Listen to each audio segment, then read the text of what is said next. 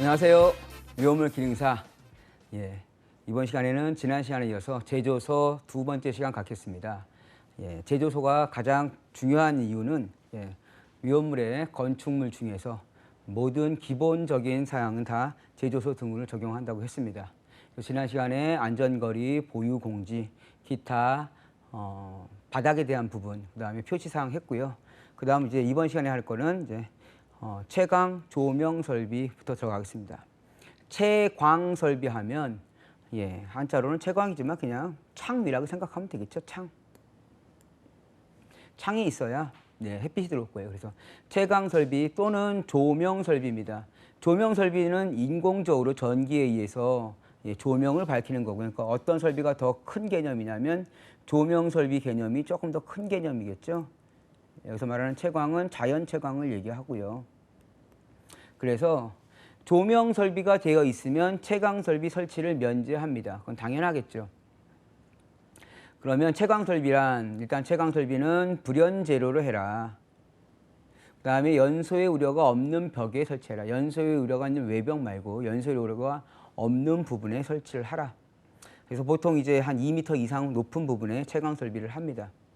이때 채광 면적은 가능하면 최소 면적으로 해라. 그 다음 조명 설비 보겠습니다. 조명 설비는 전기에 의해서 전등을 밝혀주는 설비입니다.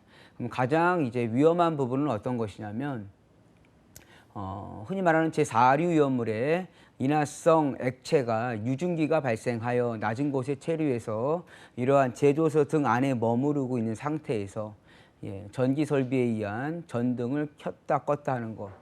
그러면 전등이 켜졌다 하면 일반 상식적으로 스위치 부분은 우리가 쓰는 게 220V다고 하면 스위치 부분은 약 1.4배 정도, 한 280, 90V, 그냥 한 300V 정도 생각하시면 돼요. 처음에 스파크 전등을 넣었다 뺐다 스파크가 튈 거예요. 그 스파크에 의해서 순간 전압이 한 300V까지 뛴다. 그러니까 제일 위험할 때가 언제냐? 전기를 투입하거나 전기를 차단할 때, 그때 제일 위험하다라는 얘기죠. 그래서 등을 설치할 때 이때 등은 방폭등입니다. 폭발을 방지하기 위한 등. 그래서 가연성 가스 등이 체류할 우려가 있는 장소의 전등에는 방폭등을 설치한다. 그래서 이런 실이 있으면 실에 전등이 이렇게 있다. 그러면 방폭등이라는 거는 여기를 밀폐한 거예요. 이렇게 밀폐해서 가연성 가스가 체류 중에 이렇게 이 안으로 들어가지 못하게끔, 안으로 들어가면 여기 스파크에 의해서 점화가 돼서 이 불이 바깥으로 튀어나오겠죠. 그래서 여기를 밀폐한 거예요. 완전 밀폐까지는 필요 없고요. 가연성 가스의 종류에 의해서 합니다. 그래서 방폭등이란 전등의 폭발을 방지하기 등이다. 그 다음엔 내열 전선 또는 내화 전선을 써라. 전선은 내열, 내화 기능이 있는 전선을 써라. 그 다음에 제일 중요한 거죠. 전멸 스위치. 스위치에서 스파크가 튀니 스위치는 이러한 제조소 등이 있으면 스위치는 전선을 어디로? 바깥으로 빼라는 얘기죠. 그럼 여기서 스파크가 튀더라도 안에 미치지 않을 겁니다. 그래서 출입구 안쪽이 아닌 출입구 바깥쪽, 출입구 바깥 부분에 설치하되, 출입구 안에다 설치할 수 있는 경우, 출입구 바깥에 설치하면 외부에 의해서 비가 오거나 습도가 많은 경우 부식 등의 우려가 있으므로 안에다 설치할 수도 있다. 만약에 이 안에다 설치할 때는 전멸 스위치는 방폭 스위치라고도 합니다. 스파크 발생을 방지하기 위한 설비가 되어 있는 스위치를 설치하라. 그래서 채광 조명 설비입니다. 다음은 정전기 제거 설비. 이러한 제조소 안에는 정전기를 제거하기 위한 설비를 해라. 필해 설비하고 별도예요. 필해 설비는 외부 낙뢰에 의한 것을 방지하는 거고, 정전기라는 건 내부에서 발생하는 마찰 등에 의한 정전기를 말합니다. 세 가지 반드시 암기. 접지한다. 공기 중에 상대 습도를 몇 %? 70% 이상으로 한다. 그 다음에 공기를 이온화한다. 자, 공기를 이온화한다는 것부터 가보시죠. 거꾸로 가보세요. 이 공기를 이온화한다. 공기를 플러스와 마이너스로 이온화한다. 그래서 전기를 제거한다. 예, 가능하죠. 가능한데 엄청나게 많은 설비가 들어가겠죠. 그 다음에 공기 중에 상대 습도를 70% 이상으로 해서 공기 중에서 자연적으로 전기가 흐르게끔 하겠다. 예. 습도를 70% 이상으로 하면 정전기는 제거될지 모르지만 습도에 의해서 예, 제1류 위험물 같은 경우는 또는 제3류 위험물 같은 경우는 예, 발화할 수도 있어요. 그래서 가장 많이 쓰는 거는 1번입니다. 접지를 한다. 그래서 도면에 보시면 물론 위험물 해설서에 있는 도면을 예, 가져왔습니다. 그래서 여기 보시면 이렇게 선로를 전선을 하나 붙여서 벽면에다 넣었죠. 예, 이 벽면은 또 다시 땅에다가 어스를 시킵니다. 이때 이 선선을 붙이는 거 이걸 뭐라고 한다? 접지선이라고 합니다. 마찬가지로 옆에도 보면 예, 접지단자에 붙여서 작업을 할 때 접지단자에 붙여서 땅 속으로 해서 전기를 땅으로 없애버리겠다. 그래서 접지를 한다. 공기 중에 상대 습도를 70% 이상이에요. 예, 이상으로 한다.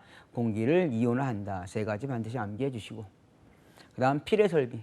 필해 설비는 외부 낙뢰에 의해서 그래서 설치 규정에 보시면 몇 배, 10배 이상 예, 지정수량 10배 이상이면 필해 설비를 하라. 하지만 그 자체로는 예, 불연성인 성질인 제6류 위험물은 제외다. 적용을 제외한다.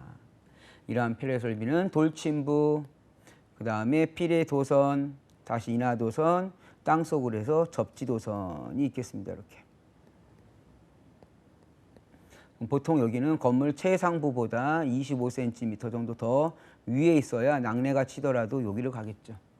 그 다음에 얘는 삼각형으로 해서 이렇게 보호각을 이룹니다. 보호각 45도. 만약에 옆에 하나 더 있다. 그러면 여기는 45도, 60도라고 합니다. 다음 거 한번 보시죠. 돌침부. 재료는 구리나 알루미늄 등으로 전기가 잘 흐르는 거. 특히나 구리는 무슨 성질도 있었어요? 예, 구리분은 금속분도 아니었어요. 안정적입니다. 자, 그리고 구리 다음으로 이제 전기가 잘 흐르는 거 알루미늄. 그다음에 모양은 중심뿔 주위에 3개의 뿔이 있는 60도 각도의 예, 원추형 이런 모양을 얘기합니다. 설치 높이는 최선단으로부터 25cm 이상 예, 돌출하여 보호각 1개일 때는 예, 1개가 설치되어 있다. 이렇게 1개가 설치되어 있다. 그러면 45도. 하나가 더 설치되어 있다. 그럼 여기는 45도, 요 내각은 60도로 해라. 2개 이상 설치 시 45도, 내각은 60도 해서 예, 안에 있는 시설물을 전기로부터 보호하겠다.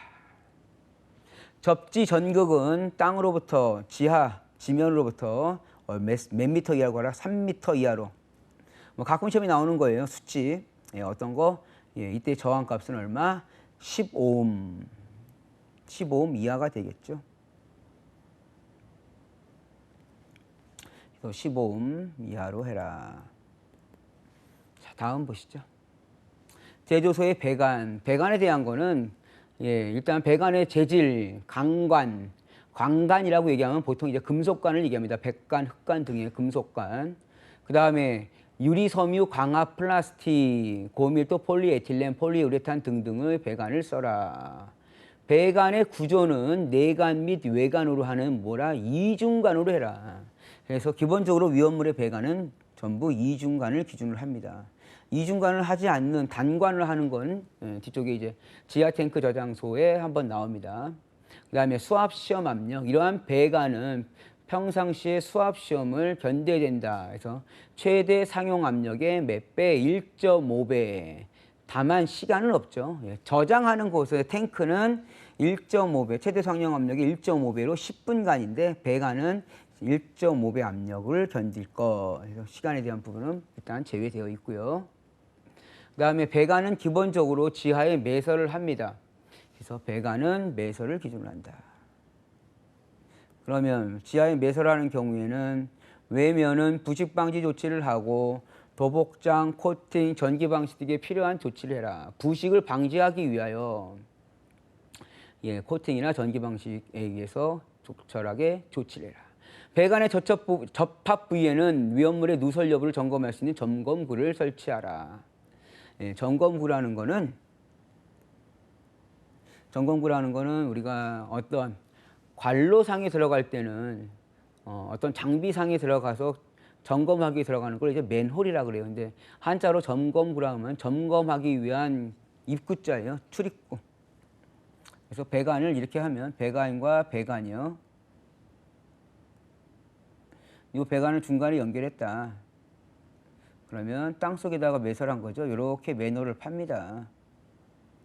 그리고 사람이 들어가서 이 접합부를 볼 수 있게끔.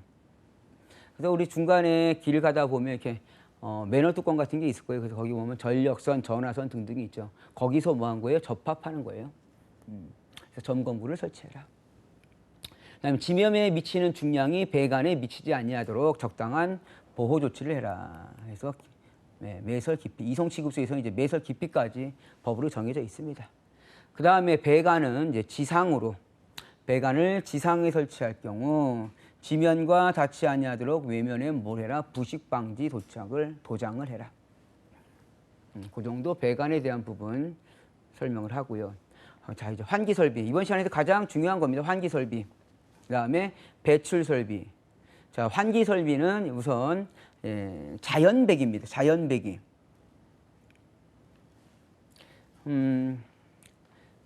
어느 공간에 갔는데 공기가 되게 답답해요. 그러면 뭐라고 하세요? 창문을 열자 그러잖아요. 그때 창문을 열면 환풍기를 트는 게 아니라 창문을 여는 것만으로도 내부 공기가 순환돼서 나갈 거예요. 그걸 환기라 그러죠. 그래서 그러한 설비들을 이제 환기 설비라고 합니다. 자, 그러면 환기 설비보다 더 이제 기계적으로 빼는 거는 배출기죠. 예, 그러면 배출 설비를 유효하게 설치되어 있으면 환기 설비를 설치 제외한다. 앞전에 말한 조명 설비가 유효하게 설치되어 있으면 채광 설비를 면제한다라는 내용과 같은 개념입니다. 그럼 일단 환기 설비는 안에 있는 공기를 외부로 내보내야 돼요. 그래서 제일 먼저 나오는 건 이제 급기구. 급기구 시험에 제일 많이 나오는 파트입니다. 급기구가.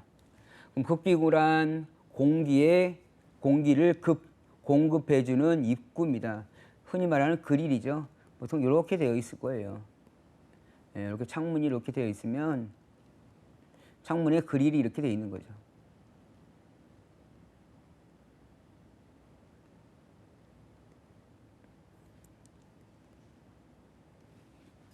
그래서 공기가 이렇게 흘러가는 거죠. 이러한 급기구. 규정은 뭐냐? 바닥 면적 150제곱미터 마다예요. 법 규정상 150제곱미터 마다니까 150m를 만족하면 하나, 추가되면 추가되는 것만큼 바닥 면적 150제곱미터를 나눠서 나온 값으로 급기구의 면적을 산출해라. 이때 바닥 면적 150제곱미터마다 급기구의 크기는 얼마로 해라? 800제곱센티미터 이상으로 해라. 바닥 면적 150제곱미터라는 거는 바닥 면적 150제곱미터죠. 제곱미터. 죄송합니다. 이거 제곱미터죠. 센티미터랑 헷갈렸네. 바닥 면적 150제곱미터라는 거는 바닥 면적 150이니까 거의 한 10m, 12m 정도 되는 거겠죠. 지우고 다시 써드릴게요. 바닥 면적 150이요. 150제곱미터마다. 급기구 크기라는 거는 800제곱센티미터니까 요게 길이가 한 1m, 높이가 한 0.8m 정도 되면 800제곱센티미터 정도 될 겁니다. 그 정도의 크기라고 생각을 하시면 되고, 환기 설비에서는 설치 위치가 어디냐? 높은 곳, 낮은 곳, 낮은 곳. 자, 그 다음에 급기구의 구조는 가는 눈에 구리로 된 인화 방지망을 설치하라. 이때 인화 방지망은 정전기 제거인데요. 인화라 그래가지고 인화점에 대한 부분이 논해서 시험에 나왔을 때는 이게 인화 방지망의 설치 목적은 무엇이냐? 냉각 소화다라고 되어 있습니다. 그래서 일단 냉각 효과라고 써머리를 하겠습니다. 인화 방지망의 효과는 뭐다? 냉각 효과다. 인화점을 낮춰주는 것이다. 구리로 된 인화 방지망입니다. 급기구가 낮은 거는 부연 설명을 드리면, 자, 제가 그림을 하나 그려드릴게요.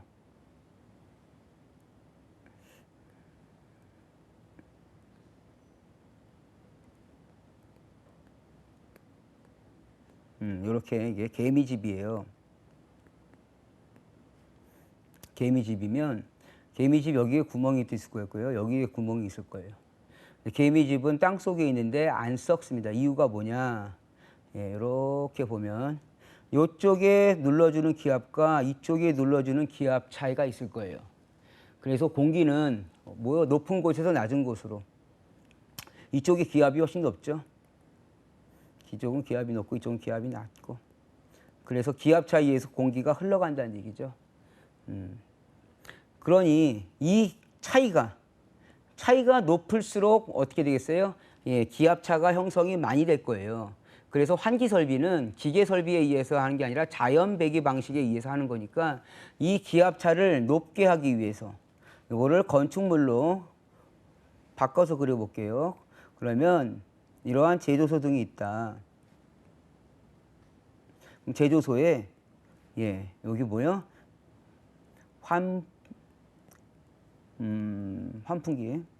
환풍기가 아니죠. 예. 배출구를 설치할 때는 급기구가 있을 거예요. 그럼 급기구가 어떻게 해요?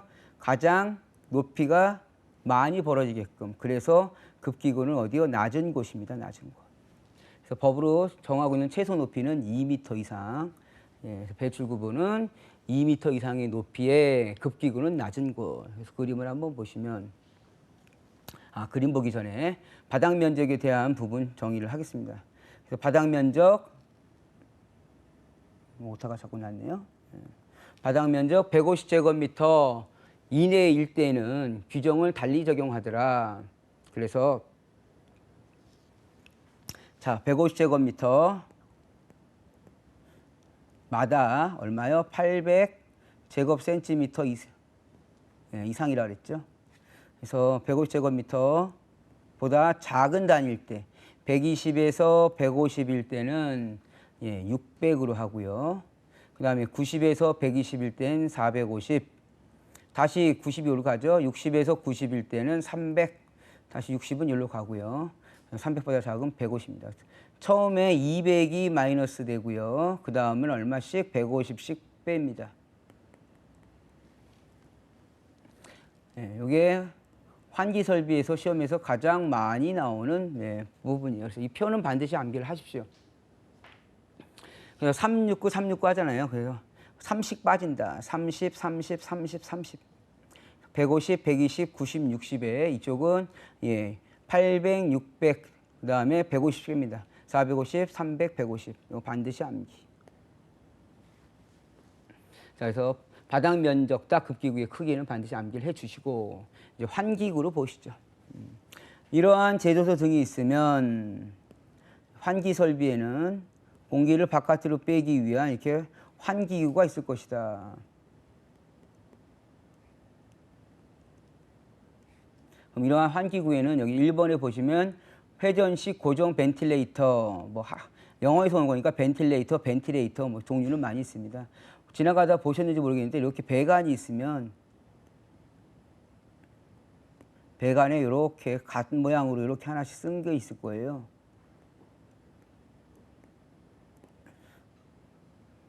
바람 불면 얘가 막 돌죠, 이렇게. 요거를 뭐라고 하냐? 요걸 벤틸레이터라고 그래요, 벤틸레이터. 근데 얘가 돌아가죠. 그래서 회전식.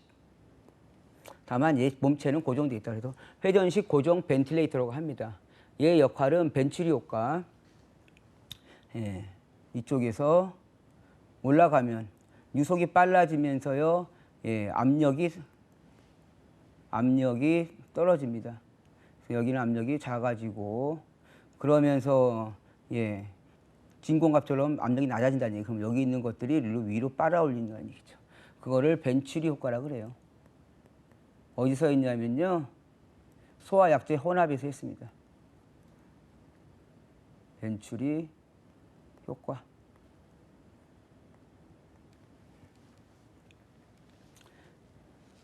맨 끝에라서 글자가 조금 좀 벤츄리 효과요. 그래서 회전식 고정 벤틸레이터. 그다음에 루프팬 방식은 여기에 이렇게 루프팬을 만듭니다. 그래서 이렇게 공기가 빠져나게끔 이런 것들을 루프팬 방식.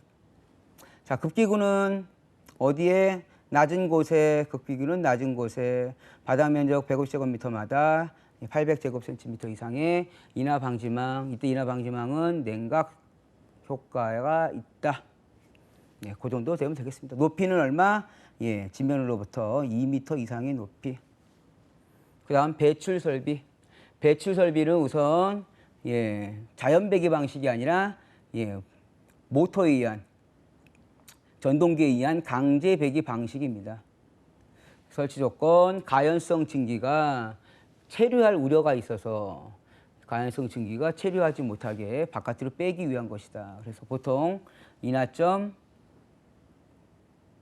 70도씨 미만일 경우에 예, 배출 설비를 설치합니다. 배풍기, 배출 덕트 후드라고 되어 있죠. 후드는 예, 모아주는 것, 이렇게 모아주고요. 덕트고요.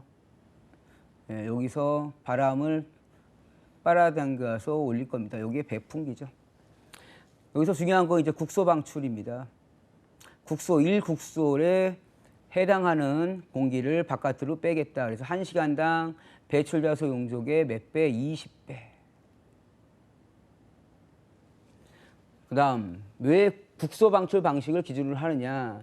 위험물 제조소라고 하면 위험물을 전체가 다 그 공간 안에가 위험한 게 아니고요. 예, 특별하게 위험물 제조 공정 부분이 별도로 있을 겁니다. 그 부분에서 위험물의 누출이 좀 많으니까 그 부분을 집중적으로 환풍기를 설치하여 예, 배풍기를 설치하여 배출해 주겠다라는 얘기예요. 그래서 기본적으로는 국소 배출 방식을 기준으로 합니다. 하지만 전역 배출 방식을 쓸 때가 있어요. 위험물 제조소 등인데 그 안에 배관으로만 연결되어 있는 거죠. 그럼 배관은 누출될 일이 없지만 혹시라도 배관은 어디서 누출될지를 모르니 만약에 누출되면 그 안에 있는 부분을 어떻게 전체를 다 예, 빨아들이겠다. 그러면 전역 방출 방식. 그 다음에 건축물의 구조, 작업 장소의 분포 등에 의하여 예, 전역 방출 방식을 하는 게 훨씬 더 효과적인 곳이 있겠죠.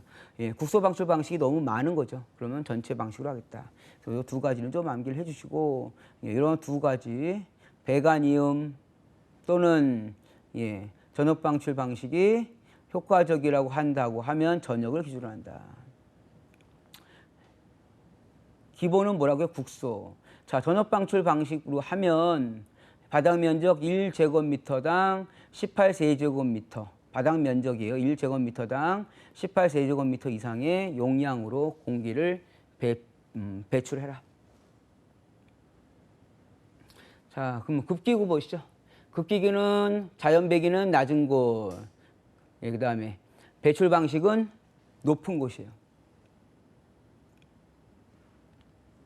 그 다음에 가는 눈에 구리로 된 인하 방지망에 의한 예, 냉각 효과를 거치고요. 그 다음에 배출구에는 바닥으로부터 얼마 높이? 2m 이상의 높이. 중간에 배풍기에 의해서 예, 공기를 빨아들여라. 다만 화재 시에 배풍기가 돈다 그러면 오히려 외부에서 공기를 더 유입시켜 줄 거예요. 화재 시 공기가 유입된다 그러면 화재가 더 커질 우려가 있으니 그 다음에 또 외부와 예, 여기는 방화벽이죠. 연소래가 있는 외벽에서 방화벽을 넣었을 거예요. 내화 구조의 방화벽. 거기 지금 구멍을 뚫어서 관통을 했잖아요. 이렇게. 평상시에는 배풍기를 쓸 때는 열려 있지만 화재 등의 유사시에는 여기를 막아야 되죠. 그래서 그 막는 거를 자동 폐쇄기의 각종 방화 문이라고 하지만 이런 것은 뭐라고 하느냐? 방화 댐퍼라고 합니다. 그래서 자동으로 화재 시 자동으로 폐쇄되는 방화 댐퍼를 설치해라. 정리를 하면요. 환기구와 배출 설비. 네. 환기구는 바닥 면적 150제곱미터마다 800제곱센티미터 이상 급기구를 설치해라. 자, 그 다음에 급기구의 위치는 환기는 낮은 곳, 배출은 높은 곳. 그 다음에 배출 설비는 국소 방출 방식을 기준으로 1시간당 배출할 수 있는 예, 용적의 몇 배? 20배. 급기구의 재질은 똑같이 구리로 된 인하 방지망, 설치 높이는 지면으로부터 2m 이상. 환기 설비는 회전식 고정 벤틸레이터 또는 루프팬이라고 그랬고요. 배출 설비는 배풍기, 배출 덕트, 후드. 여기는 가로 채우기 시험에 나올 수 있습니다. 다음 보시죠. 그래서 기타 설비, 위험물의 누출, 비산 방지. 제조소 등의 위험물이 누출 또는 비산하는 것을 방지하기 위한 적절한 설비를 해라. 두 번째, 가열, 냉각 설비 등의 온도 측정 장치. 제조소 등이 온도가 올라가면 안 되니까 온도를 측정하고 또 그곳에 냉각이나 또는 가열 설비를 해라. 특히나 가열 건조 설비에는 직접 불을 사용하지 아니하는 구조로서 해라. 중요한 거는 여기요 4번입니다. 기타 설비에는 압력계 및 안전장치를 설치하라. 그 다음에 전기 설비, 전동기 등에 대한 부분입니다. 일단 압력계 및 안전장치를 하겠습니다. 압력계는 왜 놓을까요? 압력계는 일정한 탱크들이 내부의 압력이 일정 압력 이상으로 올라가는지 안 올라가는지를 파악하기 위해서 그 압력계를 설치하겠죠. 이 압력계는 어떤 자동에 대한 기능은 없는 거예요. 그래서 안전장치가 부가적으로 들어갑니다. 그래서 안전장치를 한번 보시죠. 안전장치 종류는 4가지가 있는데 이 3가지는 자동이에요. 이건 자동 개념이고요. 여기는 수동 개념이에요. 그래서 첫 번째 거부터 보면 자동으로 압력의 상승을 정지시키는 장치. 압력을 자동으로 감지하고 있다가 일정 압력이 되면 압력을 정지시키는 장치를 설치해라. 감압측에 안전 밸브를 부착한 감압 밸브. 감압 밸브란 배관의 압력을 또는 탱크의 압력을 보고 있다가 일정 압력이 되면 넘어가면 동작을 해서 그 압력을 바깥으로 빼주는 장치입니다. 즉 릴리프 밸브라고 생각을 하시면 돼요. 감압측에 설치한다. 그 다음에 안전 밸브를 병용하는 경보장치. 경보장치란 안전 밸브처럼 배관의 배관의 압력을 감지하고 있다가 압력이 떨어지면 경보를 하라. 안전 밸브를 병용하는 경보장치. 이거 잘 암기 안 돼요. 실기 시험에서는 반드시 2회에 한 번 정도 나올 정도로 아주 출제가 높아요. 안전장치 종류 4가지. 그 다음에 4번은 파괴판. 이러한 설비들이 동작을 안 하더라도 파괴판은 동작을 해야 된다. 그래서 안전 밸브, 이러한 안전 밸브 등의 작동이 곤란한 경우에는 파괴판을 넣어라. 말 그대로 파괴판은 고무판이라고 생각하시면 돼요. 고무판을 찢어서 내부의 압력 상승을 방지하는 것이다. 그래서 안전장치 4가지는 반드시 감자 안 팔아라고 합니다. 암기하실 때는 감자 안 팔아. 자, 고인하점 위험물 제조소의 특례. 고인하점은 시험에 종종 나오는 게 정의를 물어봅니다. 고인하점이란 제 사류 위험물로서 인하점이 얼마요? 사류 위험물로서 액체로서 인하점이 100도씨 이상인 것. 인하점이 100도씨 이상이라는 거니까 그닥 그렇게 위험하지는 않더라. 그래서 특례 조건을 적용합니다. 그래서 특례 조건 2가지 완화해 준다는 얘기예요. 안전거리와 보유공지. 안전거리에서는 가스 설비에 대한 부분과 고압가스 중 불활성 가스만을 취급하는 설비 또는 고압 전선이 있으면 주변에 있는 고압 가공 전선에 대한 부분은 안전거리, 이격거리에 대한 부분에서 완화를 시켜주더라. 그다음에 보유공지는 지정수량 10배 이하일 때는 3m 이상, 10배 초과일 때는 5m 이상이었죠. 그거를 공통적으로 3m 이상으로 적용을 해주더라. 다음 보시죠. 자, 그래서 위험물 성질에 따른 제조소의 특례. 그 다음에 자주 나오는 겁니다. 가장 이제 출제 빈도 높은 것 중에 하나가 위험물 제조소 등에서 특례 조건을 적용하는 것을 써라. 그러면 제3류, 4류, 5류, 3류에서는 알킬, 알루미늄 등이라고 합니다. 지난 시간에 말씀을 드렸는데 등이라고 해서 붙여 있으면 뒤에 오는 것들은 한정적인 거다. 그래서 알킬, 알루미늄 등이라고 하면 알킬, 알루미늄, 알킬, 리튬 또는 그 밖에 이를 함유하는 것. 그래서 여기는 요거를 다 암기를 하셔줘야 돼요. 3류 위험물에는 알킬, 알루미늄, 알킬, 리튬. 그래서 앞에 거 알킬, 알루미늄 등이라고 하고요. 4류 위험물 중 특수인화물에는 아세트알데히드 등이라고 합니다. 그래서 아세트알데히드 등이란 아세트알데히드, 산화, 프로필렌, 또 기타 이를 함유하는 것. 그래서 아세트알데히드, 산화프로필렌. 오류 위험물이라 하면 히드록시나민 등. 그래서 히드록시나민, 염류 또는 이를 함유하는 것이라서 특례 조건이 있습니다. 그래서 각각의 특례 조건을 한번 보시죠. 자, 알킬알루미늄 등을 취급하는 제조소의 특례. 알킬알루미늄, 알킬리튬 등 이 물질을 함유하는 위험물에는 이것들이 누설되면 준자연발하라고 그랬죠. 제3류 위험물로서 준자연발화. 어디에서? 공기 중에 습도. 누출되면 누설 범위를 국한하기 위해서 누출 시 유입 설비를 설치하라 되어 있는데요. 여기 보시면 이제 봉입가스가 되어 있어. 봉입가스는 수분이 들어가면 안 되니까 여기는 불활성 기체로서 질소나 이산화탄소를 봉입한다. 뭐 가장 간단한 내용으로는 이렇게 씁니다. 이게 알킬리튬, 알루미늄은 위험 등급 1등급의 액체라 그랬어요. 제3류 위험물 중에서 액체니까 이러한 탱크에다 저장하겠죠. 그러면 탱크에 저장을 하니까 여기가 알킬 알루미늄일 거예요. 그럼 여기에 요 위에 부분이 질소나 이산화탄소 등에 대한 불활성 가스일 겁니다. 그럼 이 안에 일반적인 공기가 들어가면 안 된다는 얘기죠. 그러면 여기다가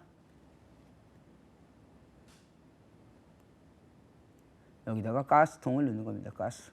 별도의 가압가스. 그럼 가스가 이렇게 공급이 되겠죠. 그럼 이 안에 있는 압력은 차 있어서 압력은 바깥으로 밀어낼 겁니다. 그럼 외부에 있는 수분이 이 안으로 못 들어온다. 그래서 차단하는 거죠. 자, 여기 정도 봐주시고 뒤쪽에 보면 이제 이동 탱크 저장소에서는 저장 취급할 때 규정이 별도로 있어요. 그래서 알킬 알루미늄, 알킬 리튬은 100 저장할 때 또는 취급할 때로 나눠집니다. 저장할 때는 20kPa 이하, 취급할 때는 200kPa 이하의 압력으로 취급하라. 그 다음에 4번 운송할 때는 위험물 운송 책임자의 관리 감독을 받아서 해라. 운송 책임자의 자격은 자격증으로는 1년, 이수교육으로는 2년 이상의 실무 경험이 있어야 된다. 그 정도 보시고 넘어가겠습니다. 아세트알데히드 산화프로필렌에 대한 특례. 아세트알데히드 산화프로필렌은 수용성이라고 그랬죠. 제4류 위험물의 특수인화물로서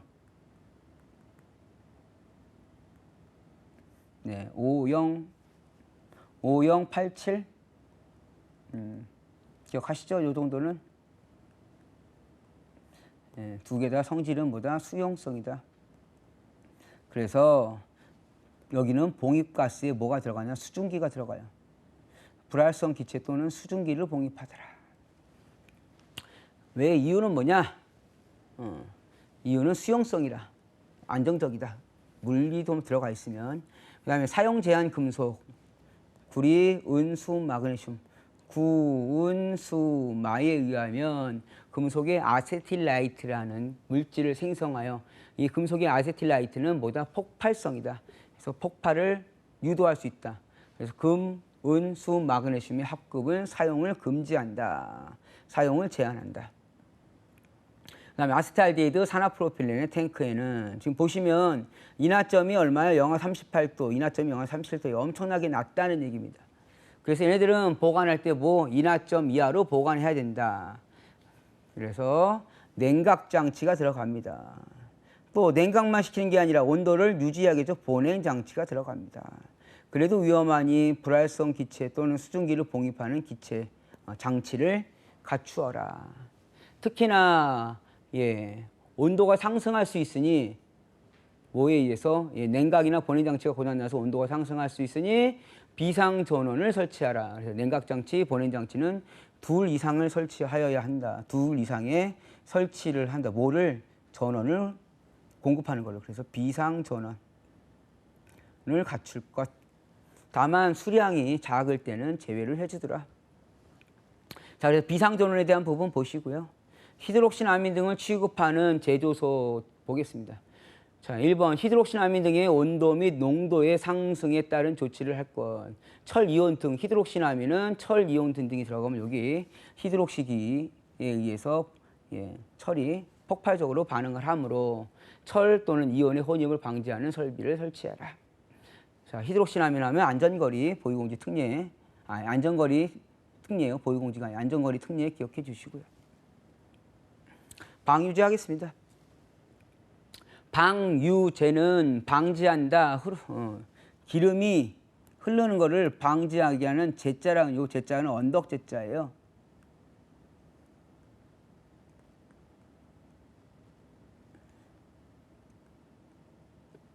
그래서 만약에 기름이 유출되더라도 그 유출된 기름을 어떻게 흐름을 막아주겠다. 그럼 이 방유제가 가장 빈번하게 나오는 게 두 군데가 나옵니다. 제일 많이 나오는 곳은 사실 방유제 하면요. 5개 탱크 저장소가 많이 씁니다. 5개 탱크 저장소. 용량이 엄청 많다 그랬잖아요. 뭐 예를 들어서 특정이라면 100만 리터 이상. 이러한 5개 탱크 저장소가 파단 또는 전도되면은 그 안에 있는 기름이 유출되므로 기름이 유출되면 유출된 걸 어떻게 막을 수는 없잖아요. 흘러가는 거를 막아야지. 유출된 것 자체를 어떻게 막을 수는 없으니. 그래서 유출을 더 이상 못하게 만든 것이 뭐라? 방유제다. 그럼 이때 방유제는 잘 보세요. 이거 되게 헷갈린 거예요. 위험물 제조소인데 이 제조소의 원리 5개에 있는 취급 탱크예요. 5개 탱크라는 말 안 해요. 지금 5개에 있는 취급 탱크지 5개 탱크 저장소라는 말을 안 했어요. 그리고 앞에 설치 장소가 어디예요? 제조소예요. 그래서 제조소에 5개에 있는 위험물 취급 탱크일 때는 한 개일 때는 최대 탱크 용량이 0 곱하기 0.5 그래서 얼마? 50%라는 얘기죠. 최대 탱크가 100리터가 10만 리터가 있다고 봅시다. 그럼 50%가 5만 리터겠죠. 5만 리터가 뭐다? 이게 방유제의 용량이다. 2기가 이상일 때는 최대 탱크 용량이 50%, 나머지 합의 몇 퍼센트? 10%. 그래서 최대의 50%, 나머지 합의 얼마? 10%. 그러면 1번, 2번 2개 있을 때는 공식 한 개만 암기하면 되겠죠. 한 개만 암기하라 했으니까 2개 중에 한 개만 있대요. 그럼 뒤에 건 없는 거니까 최대 탱크의 50%나 하나의 50%랑 같은 얘기입니다. 그리고 공식 하실 때는 2개 이상일 때로 암기를 하시는 게 좀 편할 거예요. 그 다음에 옥내에 있는 이제 5개가 아니고요. 이제 옥내에 있는 위험물 취급 탱크의 방규제 용량은 그 탱크 용량 이상으로 해라. 시험에 가장 많이 나오는 게 요거죠. 요거. 5개에 있는 위험물 취급 탱크. 자, 다음 거 보시죠. 그 다음에 이제 5개 탱크 저장소. 5개 탱크 저장소의 방유제 용량은 앞쪽에는요 5개에 있는 위험물 취급 탱크를 설치한 제조소고요. 지금 하는 거는 5개 탱크 저장소입니다. 그래서 5개 탱크 저장소가 방유제가 엄청 커요. 자, 한 기일 때는 최대 탱크 용량이 얼마? 1.1배 이상. 2개 이상일 때는 최대 탱크 용량이 1.1배 이상. 그러니까 그냥 최대의 몇 퍼센트? 1.1배 생각하시면 됩니다. 만약에 10만 리터였다. 그러면 얘는 1.1배니까 11만 리터 이상의 방유제가 있어야겠죠. 방유제는 최적의 단위입니다. 최적. 그러므로 바닥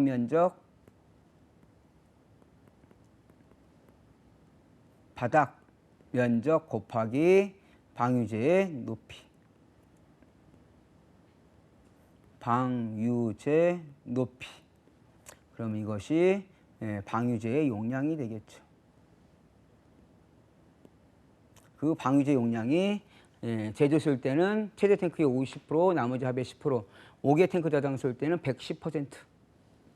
그래서 방유제 선정 시 제외 부분 나와 있습니다. 이게 지금 방유제라는 얘기예요. 여기.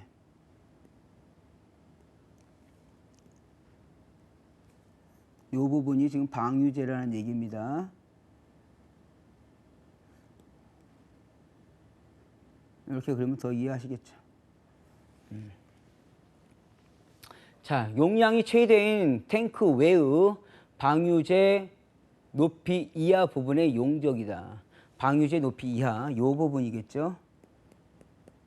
당해 방유제의 모든 탱크의 지반면 이상인데, 지반면이라는 것은 요 지반 바닥, 방유제의 바닥인데, 여기서 기초 최적의 합, 요게 기초예요 지금. 요거를 뭐해라? 제외해라. 요거 제외, 여기 제외, 여기 제외. 여기는 기름이 들어갈 수 없잖아요. 그래서 제외해라.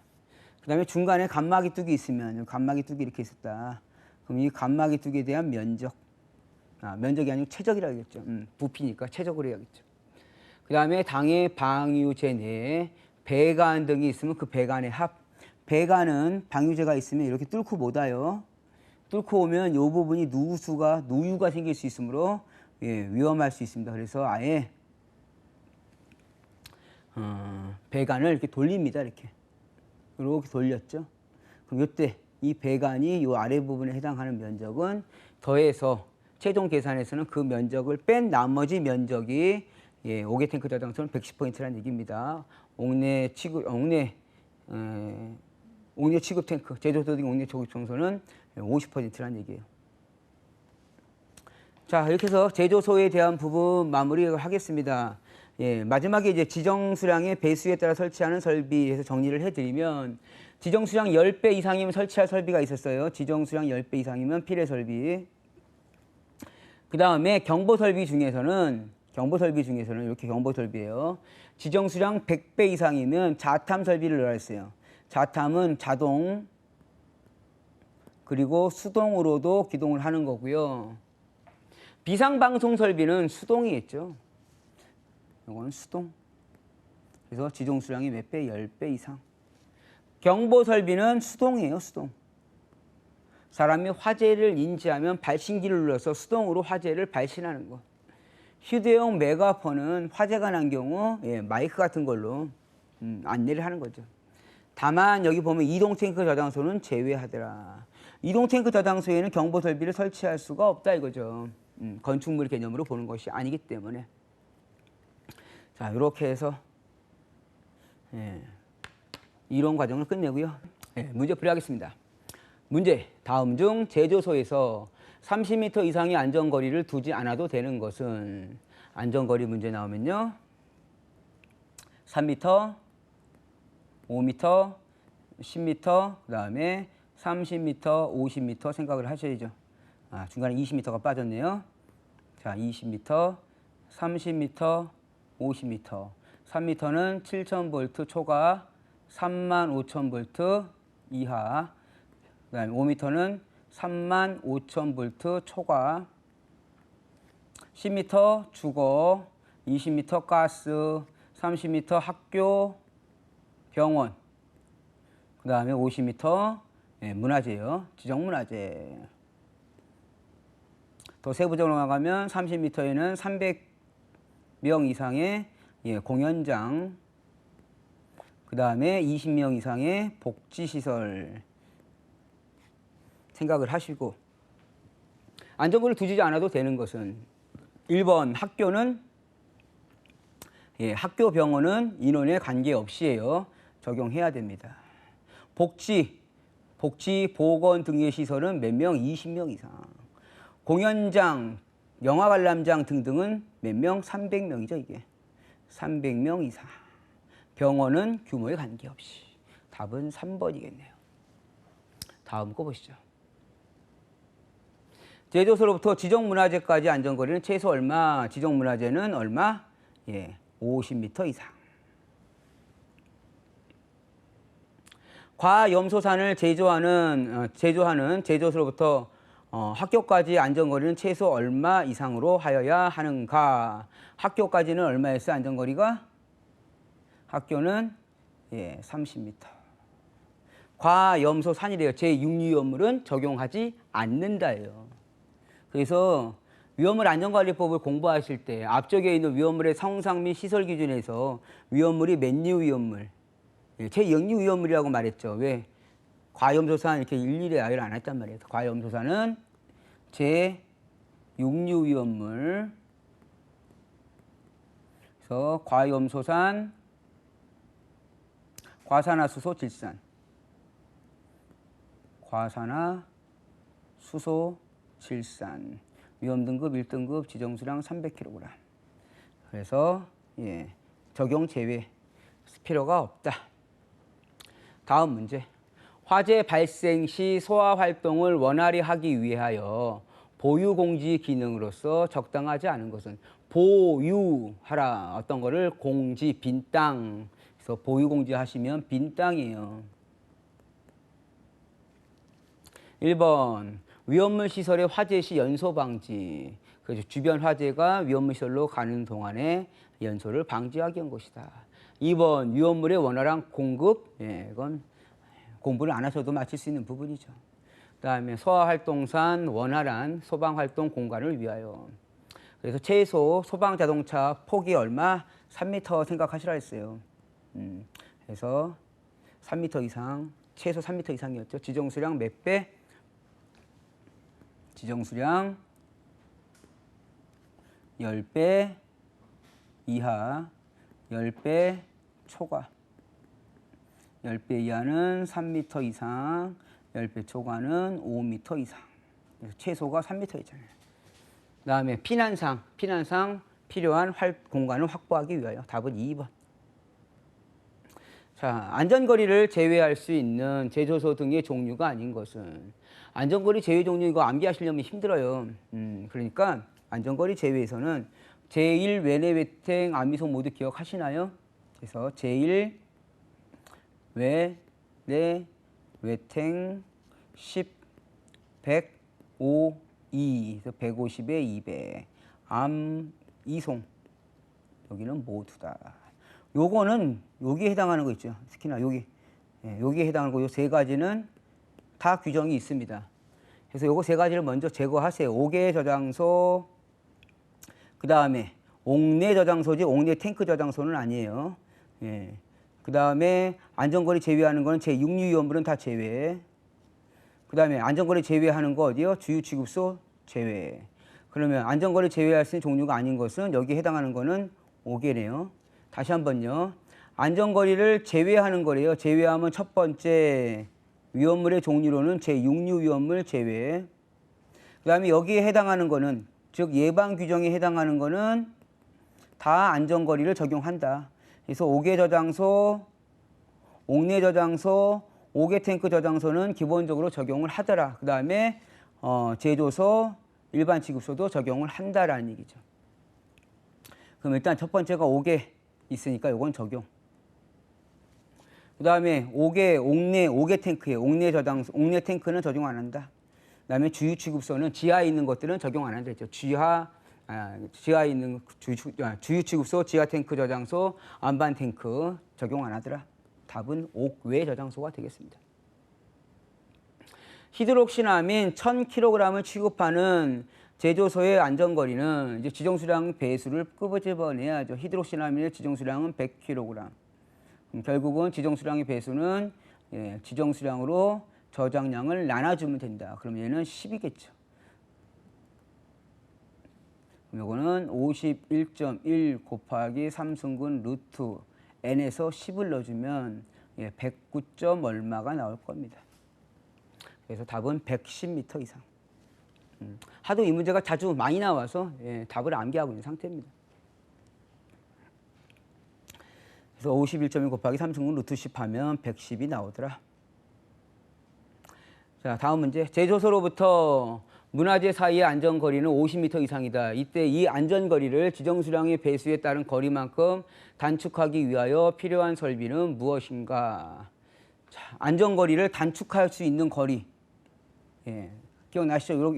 요 좀 복잡했던 공식이 있었잖아요. 이렇게 넣어가지고 했던 거. 여기다 쌓는 거 이게 뭐죠? 여기 이게 방화상 유효한 담.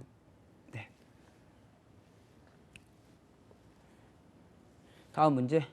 방화상 유효한 담을 설치하더라도 제조소의 안전거리를 단축할 수 없는 대상은 어느 것인가? 방화상 유효한 담을 설치했는데 예, 안전거리를 확보할 수 없는 거. 요 4번은 제가 강의할 때는 말씀을 안 드렸었어요. 그래서 특고한 가공정서는 이거 특례기 중에 있습니다. 특례기 중에 특고한 가공정서는 예, 규정을 빠진다. 다만 또 이게 헷갈리는 게 뭐냐면 고인하점에서는 이것도 적용하지 않아요. 고인하점은 적용 또 제외입니다.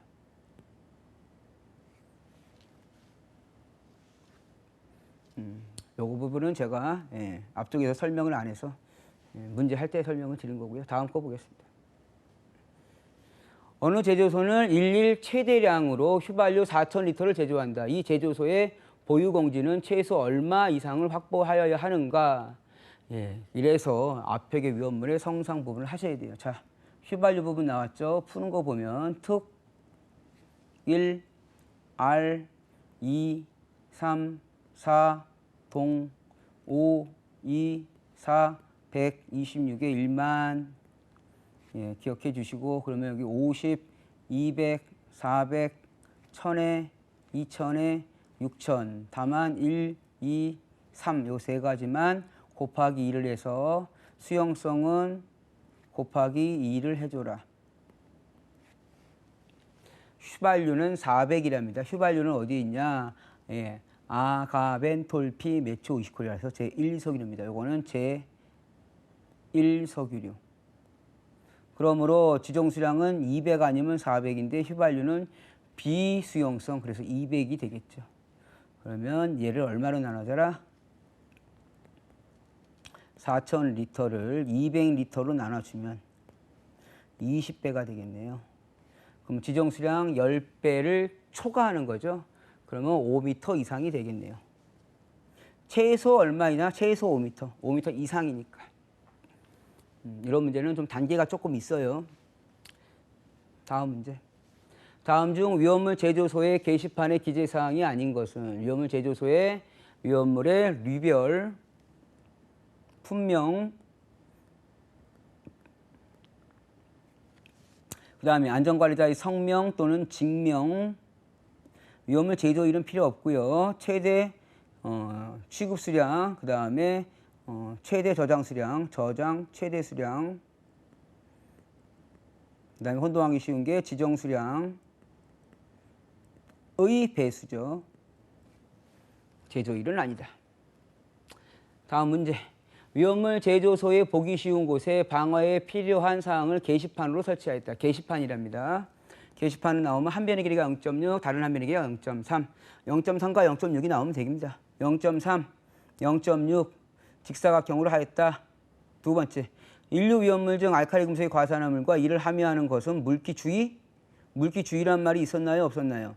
물기주의는 없죠. 물기엄금밖에 없어요. 제3류 위험물에 있어서는 금수성 물질에 있어서는 물기엄금 게시판을 설치하였다. 뒤에 거는 맞고 앞에 건 틀리고. 3번 게시판의 바탕은 백색, 문자는 흑색. 맞죠? 4번 게시판에 취급하는 위험물의 유별 풍명, 최대 수량과 위험물 안전관리자의 성명. 예. 맞는 얘기예요. 답은 2번이 틀린 거네요. 잘못된 건 2번.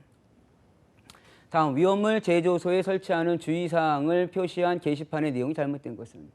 이거 좀 어렵습니다. 자, 일단 오류는 화기엄금. 이렇게 먼저 보세요. 화기엄금. 제4류는 화기엄금. 제3류 위험물 중 금수성 물질은 물과 반응하면 되니까 물기엄금. 제2류 위험물에 물기엄금 있었나요? 없었나요? 2류 위험물의 제조소 등에는 물기엄금 없습니다. 운반 용기에는 있다 그랬어요. 예, 그리고 기억나시죠? 다만 제조소 등에는 표지를 하지 않는다. 다음 문제 보시죠. 옥내 저장소의 제1류 위험물인 알칼리 금속의 과산화물을 저장할 때 물기엄금은 청색 바탕에 백색, 청색 바탕에 백색 문자.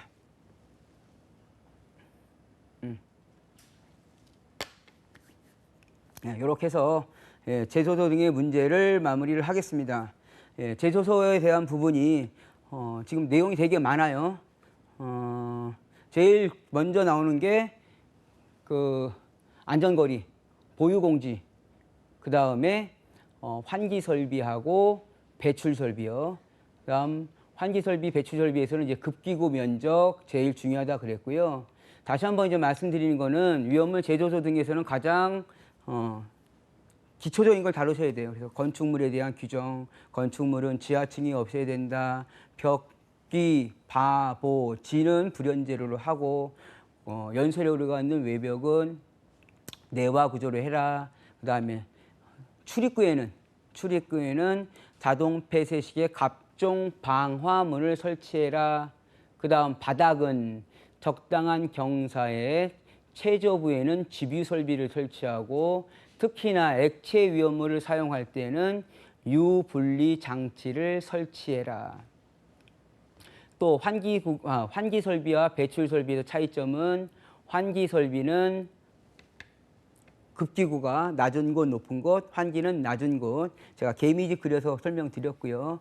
배출 설비는 낮은 곳, 높은 곳, 높은 곳. 배출 설비가 높은 곳에 있는 이유는 배출 설비에 배풍기가 돌면서 갑자기 외부에서 공기가 들어와서 와류 현상이 일어날 수 있어요. 그래서 정전기 발생이 많이 일어나니 특히나 높은 곳에 설치하고 가는 눈에 구리로 된 인화 방지망을 설치해라. 이때 설치하는 구리로 된 인화 방지망은 우리가 알기에는 정전기 제거일 것 같으나 실제 시험 문제 적용한 거에서는 인화점을 낮추기 위한 냉각 효과를 위한 설비로 봤다. 그 다음에 제조소에서 혼동 많이 일어나는 거는 방유제. 흐르는 기름을 넘치는 것을 방지하기 위한 것이다. 특히나 제조소 등의 턱이라고 먼저 나옵니다. 턱은 바닥으로부터 0.15m, 방유제의 용량은 5개 탱크 저장소는 110%라 그랬어요. 최대 탱크 용량에. 다만 제조소일 때는 최대의 50%, 나머지 합의 10%. 내용이 좀 장황한 건 많습니다. 그래서 제조소 등에 대한 부분, 제조소 규정에 대한 부분을 기본으로 하셔서 뒤쪽에 나오는 옥내 탱크와 옥내 저장소 부분에 적용을 하시면 되겠습니다. 수고하셨고요. 다음 시간에 옥내 탱크 저장소 하겠습니다. 수고하셨습니다.